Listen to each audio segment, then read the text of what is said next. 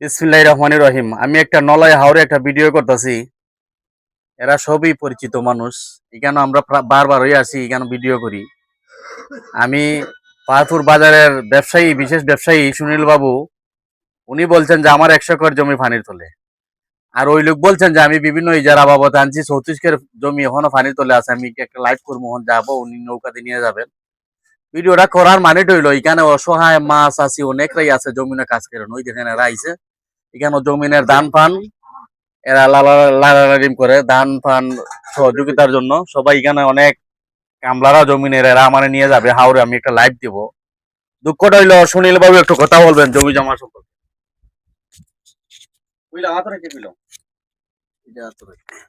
জমি হইলো আপনি আমার 165 কের জমি। আমার জমি তলে আছে আপনার 65 কের জমি বাড়ির তলে আছে। আর জমি যে ধান আছে এটা আপনার নৌকা দিয়ে আনন্দ লাগতেছে। এই কষ্টের মধ্যে আছি। হ্যাঁ, আমরা এমপি সাহেবের কাছে সুপারিশ করবো আমরা যেমনি এই কষ্ট থেকে ভাই।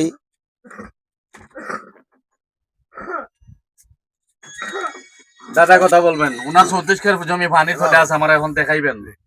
আমার এই জমিন করছি 160 কের, ওখানে আছে 34 কের জমিন পানির তলে আছে। এখন ওইটা খাটতে পারি নাই, খাসা জমিন তলে গেছে গা। আর কিছুগুলা ধান খাটছি, এইগুলা ধান রোডে উডে শুকাইতাছি খামলা খাজলা নিয়ে। এরপরে মহিলারাও আছে, আমার এক চাচা আছে বাইনা সুঙের, উনি কথা বলবেন। সুকুম বাবু। আমি আছি, আমার বাড়ি হলো বানিয়াচং।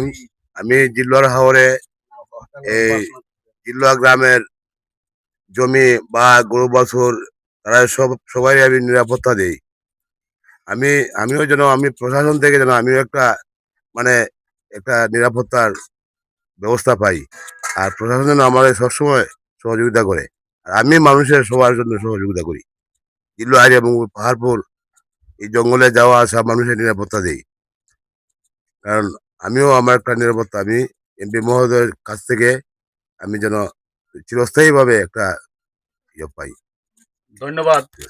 আমি দেখাইতেছি কোন উদ্দেশ্যে ভিডিও বানানি, কেন হাওরের ধান নলাই হাওরের খালি শুধু আমার এই দাদাদের না, আমাদের মুসলমান ভাইদের অনেক পরিবার ধান চলে গেছে, কিন্তু অসহায় মাছ আসির একটা ভিডিও তুলে দিতেছি। দেখেন পেটের খিদা, পেটের মানে সাইডে ভাত খাইয়ে বাঁচার জন্য আমাদের এই মাছ আসি বাড়ি ঘর কই আর কোথায় আইছেন। দেখেন পানি টানি সবকিছু নিয়ে আইছেন জমিনে কাজ করার জন্য। আমাদের এমপি মহোদয় জন্য এই ধরনের মানুষের প্রতি একটু ভালোবাসার হাত বাড়িয়ে দেন। কোন সহযোগিতা যদি আসে, ওই ধরনের মাছ আছে কে যেন, আপনাদের বাড়ি কোন এলাকা, ওইসব এলাকার মাছ আছে কে যেন একটু ভালো কোনো কিছু যদি বরাদ্দ দেওয়া হয়, অনুরোধ করি সবাই একটু পাশে থাকবেন। আমি একটু পরে একটা লাইভ দিব 10টায়। হাওরের ধান খিতামাত চলে গেছে, আমাদের সারা বাংলাদেশে সারা পৃথিবীর মানুষকে দেখাইবার জন্য আমি একটু লাম্বো। আর আমার জন্য দোয়া করবেন যাতে এই ধরনের মাছ আছে জন্য। গত বছরও এই হাওড়ে এসে আমি কাপড় বাইটে দিচ্ছি, হয়তো এরা আমার ভিডিওতে আছে কিনা জানি না, কাপড় বাইটে দিচ্ছি বিভিন্ন নতুন বাজারে ব্যবসায়ী ভাইদের কাছ থেকে আনিয়া।